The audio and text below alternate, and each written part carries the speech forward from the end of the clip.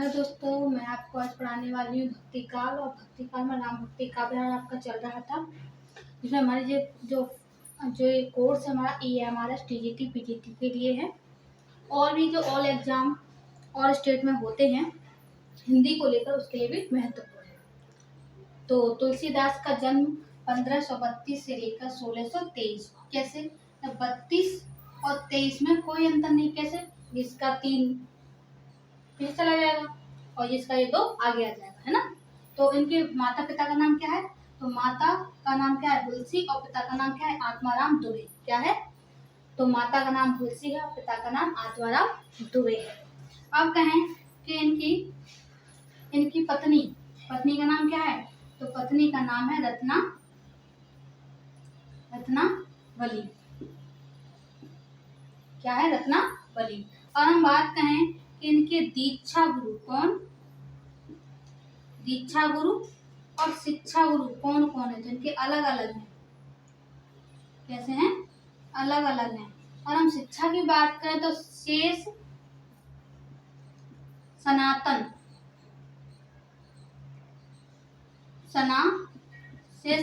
है। और हम दीक्षा की बात करें तो नरहरया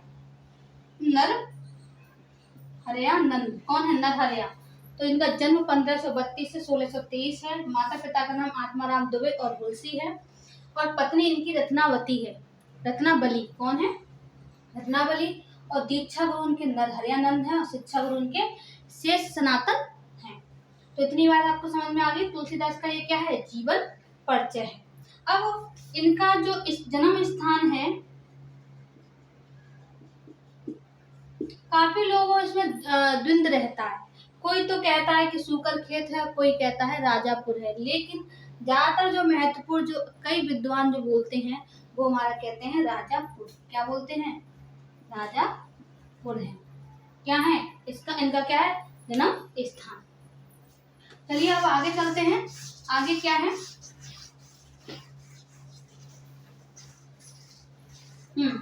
अब आगे क्या है? आगे ये है कि तुलसीदास को किस किस कवि ने क्या बोला है। अगर हम कहें रामविलास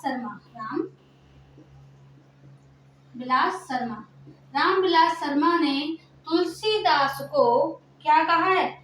जातीय कवि। क्वेश्चन ये वाले आ जाते हैं एग्जाम में, बहुत इंपॉर्टेंट है ये एग्जाम। एक है हमारे क्या है हमारे? अमृत। कौन है हमारे?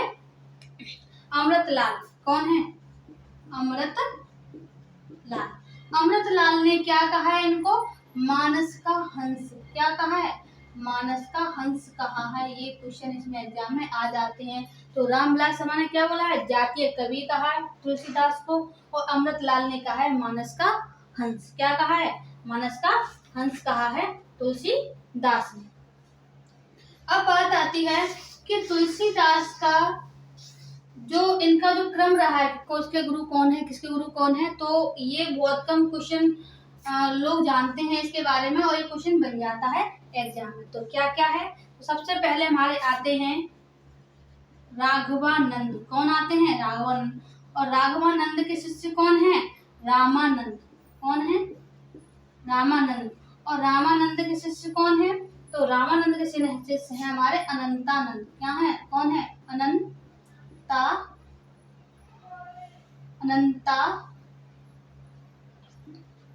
कौन है? अनंतानंद है। कौन है? अनंतानंद है। अगले हैं हमारे, इसके बाद आएंगे हमारे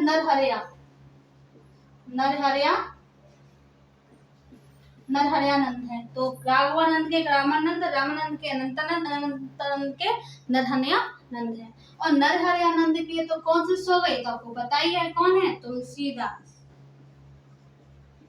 इतनी बड़ी इनकी पीढ़ी है। तो राघवानंद के रामानंद, रामानंद के अनंतानंद, अनंतानंद के नरहरया के तुलसीदास। तो RRA और फिर हमारा क्या? N और T। ठीक है। तो एक तो होता है आंट माने क्या होती है? चींटी होती है। और डबल R, तो डबल R और आंट क्या हो जाएगा? डबल R आंट, है ना। तो डबल क्या है? चींटियां हैं। डबल R, इसका हम ट्रिक बना तो ऐसे बना सकते हैं अपने हिसाब से। तो राघवानंद रामानंद, राघवानंद, रामानंद, अनंतानंद, नरहरियानंद और तुलसीदास। ये इनके क्या है, ये इनके गुरु की पीढ़ी के बारे में बताया जा रहा है। रत्नावली ने एक बार जब तुलसीदास जी उनसे मिलने के लिए गए थे उनके मायके रत्नावली से, तो उन्होंने एक पंक्ति बोली थी, तो कहीं ना कहीं पूछ ली जाती है। तो क्या है उनकी पंक्ति, लाज ना अलागत आपको दौरे आए नाथ, दौरे आए नाथ।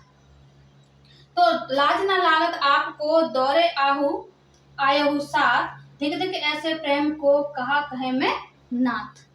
किसने बोला है, ये रत्नावली ने बोला है। अस्थि चरम में देह मम तामे जैसी प्रीत, तैसी जो श्री राम कहे होत न तो भवभीत। कहने का मतलब ये है कि जितना प्रेम आप ये अस्थि चरम मतलब ये हाड़ मांस की जो बॉडी बनी हुई है उससे इतना प्रेम करते हो, उससे ज्यादा प्रेम किससे करें, श्री राम से करें, तो कहीं ना कहीं आपको क्या एक भगवान की प्राप्ति हो जाएगी, है ना, आपका जीवन सफल हो जाएगा। तो वहीं से ही ये चले गए थे तपस्या के लिए, मतलब भगवान को खोजने के लिए। तो यहीं से इनकी शुरुआत होती है। अच्छा, अब इसी से बात आती है कि एक और इनकी पंक्ति कौन सी है। एक इनकी पंक्ति जो है हमारी, जो टोडरमल की मृत्यु हुई थी, तो तुलसीदास जी ने उनकी मृत्यु पर कहा था। अच्छा, टोडरमल किसके शासन में थे, अकबर के शासन में थे। तो उनकी कौन कौन सी पंक्ति थी, चार गांव को ठकरो मन को महामही, चार गांव को ठकरो मन को महामही, तुलसी या कर काल में अथय टोडर दीप। क्या बोला कि तुलसी या कल काल में अथय टोडर दीप। मैं ये पंक्ति यूं ही नहीं बोल रही हूँ, ये क्वेश्चंस एग्जाम में बन जाते हैं, क्योंकि मैं बोल रही हर चीज में लिखा तो नहीं सकती हूँ, लेकिन अगर आप इसको सर्च करके मोबाइल पे इसको और पढ़ लेते हैं तो आपके लिए एग्जाम में फायदा रहेगा। ठीक है, अगला है हमारा एक और पंक्ति है जो रहीम दास जी बोलते हैं ना, रहीम दास जी ने तुलसीदास को लेकर बोली थी। कौन कौन सी हैं, सुरती नरतीय नागतीय सब चाहते अस होय, सुरतीय नगतीय चाहती अस होय, गोद लिए हुलसी फिरे तुलसी स्वच्छत होय, है ना। तो इसमें क्या है, इसमें ये रहीम दास जी किसके लिए, तुलसी जी के लिए, तुलसीदास के लिए बोल रहे हैं, गोद फिरे हुलसी फिरे तुलसी स्वच्छत होय। अगर कोई कहेगा तो ये तुलसीदास की पंक्ति बताएगा, लेकिन ये पंक्ति किसकी है, रहीम दास जी की है, जो कि तुलसीदास जी के लिए लिखी गई है। चलिए अब बात करते हैं हम कि तुलसीदास की जो रचनाएं हैं वो महत्वपूर्ण हैं, और क्वेश्चन यहाँ बनता है तुलसीदास की रचनाएं। हम एक एक रचनाओं को लेकर चलेंगे क्योंकि क्वेश्चन यहाँ हमारे बन जाते हैं। तो सबसे पहले इनकी रचनाएं जो है वो कितनी हैं, 12 हैं। कितनी है इनकी रचनाएं, 12 रचनाएं हैं, जिसमें से हमारी पहली रचना जो मानी जाती है वो हमारी मानी जाती है वैराग्य संदीपनी। कौन सी है, वैराग्य संदीपनी है, जो कैसी है, एक मुक्तक है, मुक्तक काव्य है ये। कैसा है, मुक्तक। क्वेश्चन बनता है यहाँ से कि वैराग्य संदीपनी कैसी है, मुक्तक काव्य है। और इसमें ये भाषा कौन सी इसकी जो भाषा है वो है इनकी ब्रज भाषा। भाषा कौन सी है इनकी, इसकी ब्रज भाषा है इनकी। ये रचना लिखी गई है ब्रज भाषा में, किसमें, ब्रज भाषा में। और किसमें लिखी गई है, दोहा सोरठा में। किसमें, दोहा सोरठा में लिखी गई। तो कहने का मतलब ये है जो वैराग्य संदीपनी की रचना है वो कैसी है, मुक्तक है। मैं चलिए इसका लिंक बनाती हूँ। देखिए, वैराग्य कौन धारण करता है, जो साधु संत हैं, गुरु हैं। तो जो साधु संत हैं वो कैसे मुक्तक होते हैं, ये तो बात समझ में आ गई। तो तुलसीदास जी के ने क्या धारण किया था, वैराग्य, और वैराग्य से वो क्या हो गए थे, मुक्तक हो गए थे। अब क्या, ब्रज भाषा। अब ब्रज भाषा का मतलब ये है कि ज्यादातर हमारी जो ब्रज भाषा है वो अधिक क्षेत्रों में बोली जाती है जहाँ पर जो रहते थे, ठीक है ना। तो इनकी जो भाषा ब्रज भाषा पे इनको ज्यादा इन्होंने इसको रचा है। अब दोहा और सोटा। अब वैराग्य इन्होंने कितनी बार धारण किया, 2 बार और 100 बार। कितनी बार, 2 बार और 100 बार इन्होंने क्या किया, वैराग्य धारण कर लिया। अब चलिए दूसरी रचना इनकी कौन सी है, दूसरी रचना इनकी है रामाज्ञा प्रश्न। कौन सी है, रामाज्ञा प्रश्न है। और ये भी क्या है, मुक्तक काव्य है। क्या है ये एक मुक्तक काव्य है जो कि ये अवधि में लिखी है। किसमें लिखी है? अवधि में लिखी है, ये मुक्तक काव्य है। और ये किसमें है?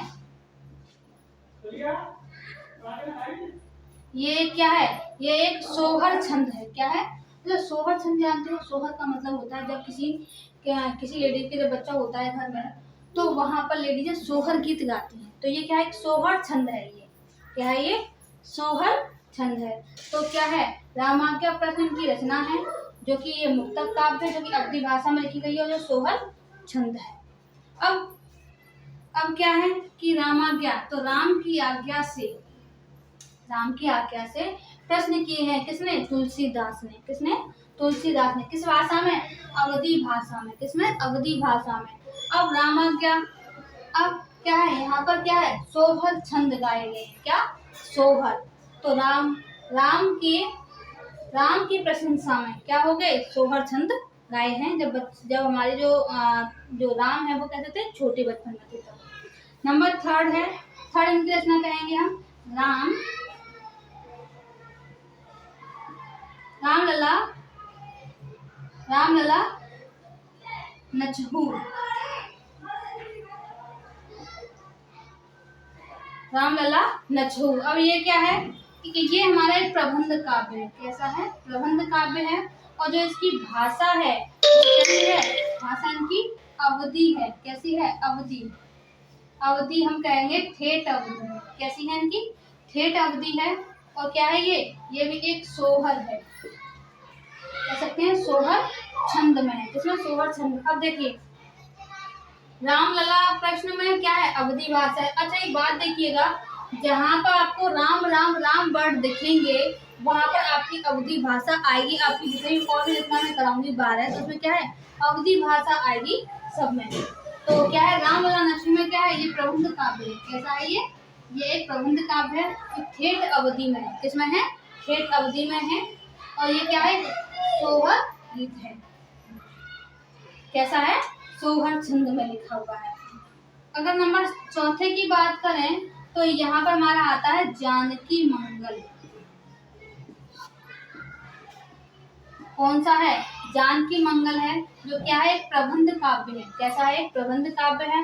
और इसकी जो भाषा है, अब देखिए यहाँ पे राम तो नहीं आया, तो क्या हो जाएगा? यहाँ पर हमारा हो जाएगा ब्रज भाषा। क्या हो जाएगा यहाँ पर? यहाँ पर हो जाएगा हमारा ब्रज भाषा। क्या हो जाएगा यहाँ पर? हमारा ब्रज भाषा हो जाएगा। तो इतनी बात आपको समझ में आ गई। यहाँ पर हमारा सोहर छंद यहाँ होगा, और यहाँ पर होगा हमारा सोहर, और यहाँ पर होगा हमारा दोहा। तो चलिए अब किसकी ट्रिक बना लेते हैं। ट्रिक क्या है? ठीक है, चलिए ट्रिक ये है इसमें, ट्रिक इसमें है ये है कि इसमें हमारे 2 से 16 छंद हैं। क्या है? 216। अब देखिए बैराग्य संदीपनी कैसा है? मुक्त है। हमने कहा था बैराग्य धारण करने से व्यक्ति क्या होता है? मुक्त होता है। और ब्रज भाषा हमने क्या था? जहाँ पर राम राम आए वहां पर तो क्या है? अवधि है। जहाँ पर राम नहीं आए वहां पर हमारा ब्रज है। और किसमें है? दोहा सोठा में है। दोहा सोठा में है। रामाज्ञा प्रश्न जो कि क्या है? दोहा में लिखा गया है। किसमें? दोहा में। तो रामाज्ञा, तो राम ने आज्ञा मांगी कितनी बार? 2 बार। तो किसमें है? दोहे में है। और राम है तो अवधि है। और कैसे? राम कैसे है? मुक्तक हैं। राम कैसे हैं? राम ने जो आज्ञा मांगी थी अपने पिताजी से वन में जाने के लिए, तो कैसे हैं? मुक्तक हैं। कैसे हैं? मुक्तक।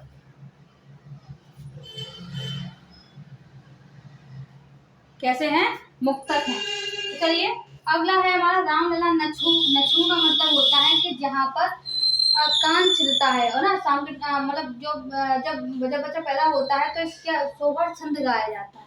तो इसके बारे में बताया गया। और क्या है? ठेठ अवधि है। तो राम का वर्ड है तो अवधि, तो वही सीधी सी बात है। जानकी मंगल, ठीक है। जानकी मंगल ये क्या है? प्रबंध गीत है। ये वाली बात जरूर याद रखना क्योंकि ये वाले क्वेश्चन हमारे बन जाते हैं यहाँ पर। तो कैसे हैं? ये प्रबंध काव्य है। कैसे हैं? ये प्रबंध काव्य है, जानकी और रामलला नछहू। अगली आती है हमारी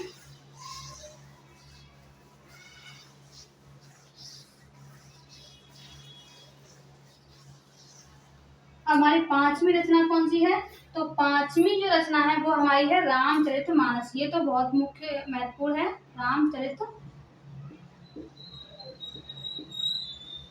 अब ये कैसी है, ये हमारी कैसी रहेगी, प्रबंध होगी। ये तो बात पहले से पक्का पता है हमें, क्या होगा हमारा प्रबंध। और सीधी सी बात है क्या है, ये अवधि होगी, कितना तो हम जान चुके हैं। तो प्रबंध है और अवधि है। दूसरी बात क्या है कि ये किसमें है, ये दोहा चौपाई में। किसमें है, दोहा चौपाई में। तो आपको ये पता ही है, जिनकी चौपाई हम बहुत पढ़ते हैं ना रामचरितमानस में, तो ऐसे वर्ड आते हैं। तो दोहा चौपाई में है ये, किसमें, दोहा लिख देते हैं, दोहा चौपाई में है रामचरितमानस। इसमें 1074 क्या है, छंद है। ये याद कर लेना, क्वेश्चन बन चुका है। तो 1074 इसके क्या है, इसमें छंद है।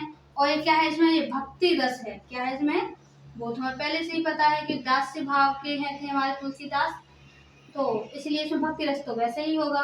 तो दूसरी बात क्या है कि इसमें कितने 7 कांड हैं। ये तो आपको पता होगा, अयोध्या कांड, किष्किंधा कांड, है ना, सुने हैं आपने। तो यही इसमें कितने 7 कांड हैं। कितने कांड हैं इसमें, 7 कांड हैं।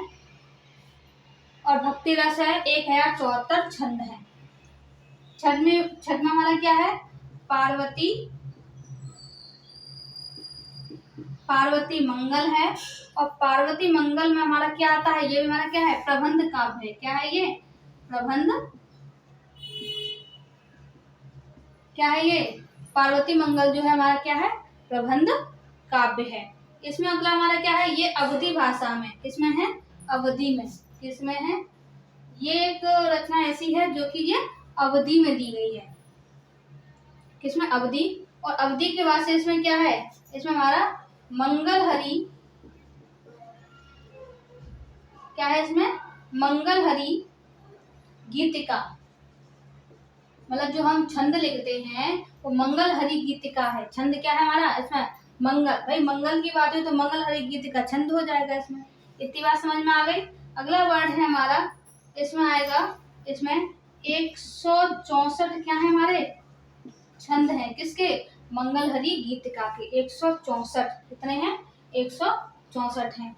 अब 74, तो जो तुलसीदास जी थे कितने साल के थे, 74 साल के थे। ये क्या, 74। और छंद हमारा भक्ति रस छंद है, भक्ति रस और 7 कांड है इसमें। ठीक है, इसमें पार्वती मंगल में तो ये मंगलहरी, भाई मंगल है तो मंगल तो होगा ही, तो मंगलहरी गीतिका है, प्रबंध काव्य और अवधि भाषा में। अगर हम 7वें की बात करें तो यहाँ पर हमारा आता है कृष्ण गीतिका है। और इसमें हमारा क्या आता है, ये हमारा कैसा है, आपको पहले से ही पता होगा। यहाँ पर हमारा आता है ये हमारा एक गीत काव्य है। भाई गीत का लिखा हुआ है तो गीत काव्य तो होगा ही। तो ये क्या है, एक गीत काव्य है। क्या है ये, गीत काव्य है।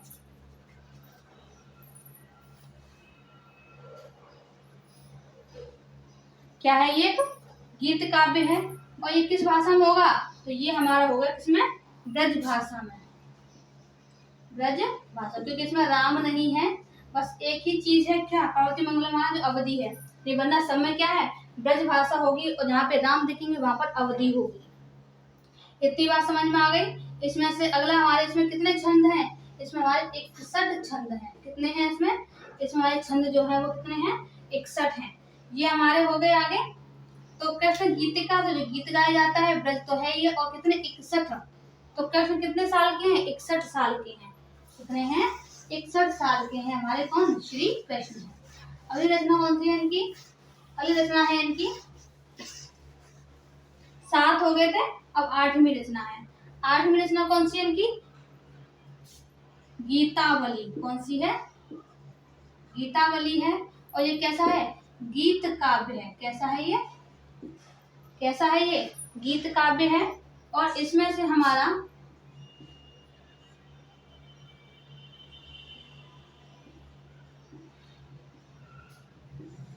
ये क्या है, ये क्या है, गीत काव्य है। और ये किसमें लिखा है हमारा, ब्रज भाषा में। किसमें लिखा है ये, ब्रज भाषा में। कल ये मैं आके ही जब अगली क्लास लूंगी तो आपसे पूछूंगी, तो आप रिपीटेड इसको कीजिएगा। तो क्या है ये, गीत काव्य है जो कि ब्रज भाषा में है। किसमें है, ये ब्रज भाषा में है हमारा। ठीक है, इसमें क्या है, वात्सल्य भावना है। क्या है,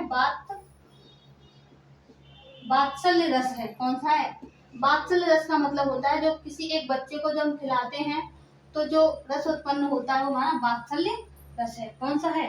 वात्सल्य रस है। इसमें हमारे कितने, इसमें 7 कांड हैं। इसमें भी कितने हैं? 7 कांड। हमारे रामचरितमानस में कितने कांड थे? 7 कांड थे। इसमें हमारा कौन सा है? इसमें भी हमारा 7 कांड हैं। वात्सल्य रस मतलब भक्ति रस भी है इसमें। क्या है इसमें साथ में? भक्ति रस भी है। अगला हमारा 9वां आती है और 9वीं रचना है जो हमारी वो है विनय पत्रिका। ये वाले क्वेश्चन बन जाता है, विनय पत्रिका वाला बना है, इम्पोर्टेंट है ये। और विनय पत्रिका कैसा है? ये एक गीत काव्य है। कैसा है? गीत काव्य है। और ये किसमें है? ये ब्रज भाषा में लिखा है। किसमें लिखा है? ये एक ब्रज भाषा में लिखा है। और इसमें हमारे 729 क्या है? छंद हैं। क्या है? 729 छंद हैं। इसमें क्या है भाई? विनय करेंगे। विनय का मतलब होता है हमारा किसी की भक्ति करना, किसी से विनती करना भगवान से। तो क्या है इसमें? भक्ति रस है। क्या है इसमें? एक भक्ति रस है। हम 10वें की बात करें तो 10वां है हमारा दोहावली। क्या है? दोहावली। क्या है? दोहावली। तो दोहावली क्या है? मुक्तक काव्य है भाई। दोहा है, दोहे मुक्तक होते हैं। तो दोहा कोई भी कर सकता है, तो मुक्त काव्य हो गया। और इसमें क्या है? भाषा कौन सी रहेगी? ब्रज रहेगी। इसमें राम नहीं है तो क्या होंगे? इसमें ब्रज भाषा हमारी रहेगी। अब इसमें से हमारा क्या रहेगा? हमारा ब्रज भाषा के लिए इसमें हमारा, इसमें कितने हैं? 573। क्या है? इसमें हमारे 573 छंद हैं। और ये इसमें हमारा दोहा सोठा है। क्या है हमारा? दोहा सोठा। क्या है इसमें? दोहा सोठा है इसमें। ठीक है। और इसमें हमारे कांड कितने हैं? हमारे कांड इसमें हमारे कांड नहीं है। तो सबसे पहले दोहा कैसा है? मुक्तक है, जो कि ब्रज भाषा आपको बताई है। और 773। ठीक है। कितना है? 773। तो ये हमारा क्या है? 573 इसके क्या है? दोहा सोठा है। नंबर 11वां है। 2 रचनाएं और बची हैं इसकी।